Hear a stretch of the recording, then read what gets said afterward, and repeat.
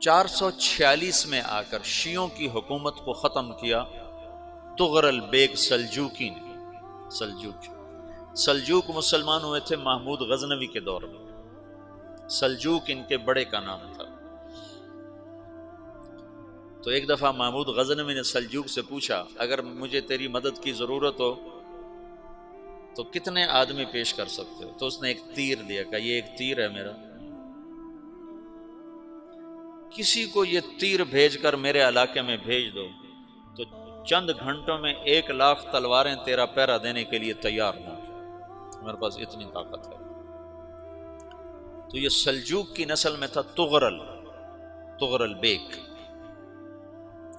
اللہ تعالیٰ نے جب عرب زوال کا شکار ہو گئے اور ضعف کا شکار ہو گئے، جیسے بڑھاپے کا کوئی علاج نہیں، جب قوموں پہ زوال آتا ہے تو اس کا بھی کوئی علاج نہیں، پھر اور قوم کو جگہ ملتی ہے۔ جیسے بڑھاپا ایک فرد پہ آتا ہے، ایسے بڑھاپا قوم پہ آتا ہے۔ قوم کا بڑھاپا جوانی میں نہیں لوٹ سکتا، جیسے فرد کا بڑھاپا جوانی کی طرف نہیں لوٹ سکتا، قوم کا بڑھاپا جوانی کی طرف نہیں لوٹ سکتا، کوئی علاج نہیں، نئی نسل کا آنا ہی علاج ہے۔ تو عرب دھل چکے تھے، 600 سال بہت ہوتے ہیں حکومت کو، اپنی صفات گم کر چکے تھے، اب نئے خون کی ضرورت تھی۔ تغرل بیگ پہلا شخص تھا جس نے آ کر اہل السنت والجماعت کو استحکام بخشا، شیعوں کی حکومت کو ختم کیا، بغداد سے، شام سے، ان سارے علاقوں سے۔ صلاح الدین ایوبی نے اسماعیلی شیعہ کی حکومت کو ختم کیا، مصر۔ العاضد ان کا آخری خلیفہ تھا۔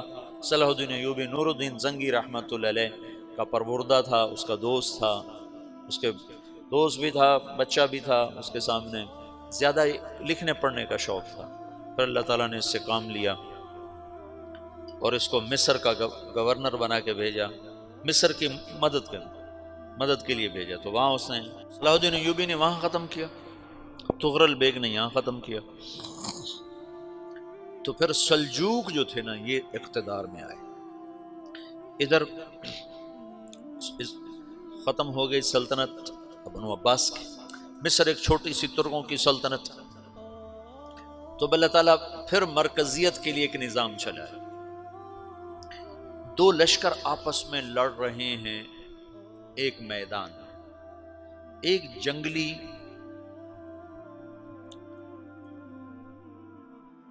بدوؤں کا قافلہ، جنگل کے لوگ اپنے قبیلے کو لے کر، ایک جنگلی قبیلہ اپنے سردار کے ساتھ نقل مکانی کر رہا ہے ایک جگہ سے دوسری جگہ۔ اللہ کا نظام کہ یہ لوگ چلتے چلتے چلتے اس وادی میں پہنچ گئے جہاں جنگ ہو رہی ہے، دو لشکر آپس میں لڑ رہے ہیں۔ جب یہ وہاں پہنچتے ہیں تو ایک لشکر کے قدم اکھڑ رہے ہیں اور دوسرا غالب آ رہا ہے۔ ان کو نہیں پتا شکست کھانے والے کون ہیں اور فتح پانے والے کون ہیں، ان کو نہیں پتا۔ اس جنگلی قبیلے کے سردار کا نام بھی تغرل ہے، تغرل۔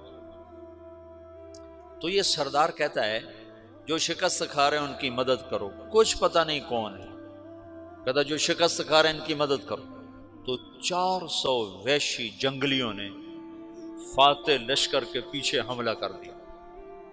وہ تو ایک کافی ہوتا تھا، 400 دوڑ جب تلواریں پڑیں تو چند لمحوں میں نقشہ بدل گیا، بھاگنے والے جم گئے اور جمنے والے بھاگ پڑے۔ جب جنگ ختم ہوئی تو شکست خوردہ لشکر کے بادشاہ نے ان کو بلایا، اسے پوچھتا ہے مجھے جانتے ہو میں کون ہوں؟ کہا نہیں۔ کہا تو تم نے میری مدد کیوں کی؟ کہا انسانی ہمدردی کی وجہ سے، تمہیں شکست ہو رہی تھی اس لیے تمہاری مدد کی۔ پھر اس نے اپنا تعارف کرایا، میں ہوں سلیمان سلجوکی، ترکی کا بادشاہ۔ مسلمانوں کا لشکر تھا اور تاتاریوں سے شکست کھا رہا تھا. تاتاری فتح پا رہے تھے، مسلمان شکست کھا رہے تھے. تو وہ اللہ کی غیبی مدد بن کر آئے. تو وہ اس سے کہتا ہے میرے ساتھ رہنا پسند کرو گے؟ تم نے میرے اوپر احسان کیا ہے، میں اس کا بدلہ دینا چاہتا ہوں، میرے ساتھ رہنا پسند کرو گے؟ کہنے کا کر لوں گا. تو اس نے اس کو لے کر ترکی آیا، اور استنبول اس وقت روم کی حکومت میں تھا. اسے فتح کیا اس تغرل کے آگے چوتھے پانچویں پڑپوتے محمد فاتح نے. تو یہ استنبول ہے، یہ ترکی ہے، بیچ میں ایک چھوٹا سمندر ہے، یہاں ایک جاگیر ہے. تو سلطان سلیمان کہتا ہے یہ جاگیر تجھے وقف ہے، ادھر سے رومی مجھے تنگ کرتے ہیں حملے کر کر کے، تو میرا دفاع کرتے رہنا، یہ جاگیر تیری. اس جاگیر پہ اس نے اپنے قافلے کو آباد کر دیا، اپنے قبیلے کو، اور ایک چھوٹی سی حکومت بنا لی، جو ایک صوبہ سمجھو سلمان سلجوقی کا، وہ ایک چھوٹا سا صوبہ ہے. وہاں جب یہ رہ پڑا تو پھر یہ ایک شیخ کے بیت ہوتا ہے، وہاں شیخ طریقہ میں ان کے یہ بیت ہونے جاتا ہے. وہ اس کو رات اپنے پاس ٹھہراتا ہے، تو ایک کمرے میں ان کو ان کا خادم ٹھہراتا ہے. یہ جب کمرے میں جاتا ہے تو سامنے دیوار میں تاکچے پر قرآن پڑا ہوا ہے. تو یہ تغرل بیگ کہتا ہے یہ کیا ہے، یہ کیا ہے؟ تو وہ خادم کہتا ہے یہ کتاب اللہ ہے، قرآن ہے. اچھا. وہ اس کو وہاں چھوڑ کے باہر چلا جاتا ہے. وہ دیہاتی آدمی، جنگل کا رہنے والا، پہلی دفعہ زندگی میں قرآن دیکھا. وہ کہتا ہے یہ قرآن ہے، اللہ کی کتاب ہے، میں اللہ کی کتاب کے سامنے سو جاؤں، کتنی بے ادبی ہے. تو اس نے ایسے قرآن اٹھایا اور سر پہ رکھ لیا اور کھڑا ہو گیا. ساری رات قرآن سر پہ رکھ کے کھڑا رہا. رات کے پچھلے پہر اس کو خواب آیا، کھڑے کھڑے اس نے دیکھا کہ اس کی پشت سے ایک چاند نکلا اور شیخ کی بیٹی کے سینے میں جا کے اتر گیا.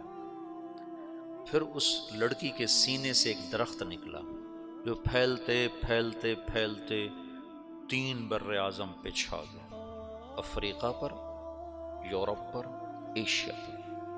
پھر اس کی آنکھ کھل گئی، وہ کھڑا ہوا ہے. تو اس نے صبح یہ خواب اپنے شیخ کو سنایا. تو انہوں نے اپنی بیٹی اس کے نکاح میں دے دی. اس بیٹی سے ایک بچہ پیدا ہوا. تغرل بیگ نے اس کا نام رکھا عثمان. عثمانی ترک نام سنا ہوا، جو میں نے کل بتایا تھا کہ 1924 میں وہ خلافت ختم ہوئی. تو ایک بیٹا پیدا ہوا عثمان. عثمان نے پھر ایک نئی اسلامی حکومت کی بنیاد رکھی جو 1924 تک چلتی رہی. کوئی 800 سال یہ حکومت چلی. تو حکومت کا شیرازہ بکھرا لیکن پھر جڑ جاتا تھا، اور وہ قرن اول والا جوڑ کبھی نہ پیدا ہوا، ٹکڑے بن گئے. ان ٹکڑوں میں اللہ لوگ پیدا کرتا رہا جو دعوت دیتے رہے، دعوت زندہ رہی. جو تربیت کا نظام تصوف کے ساتھ تھا اب وہ تبلیغ کے ساتھ.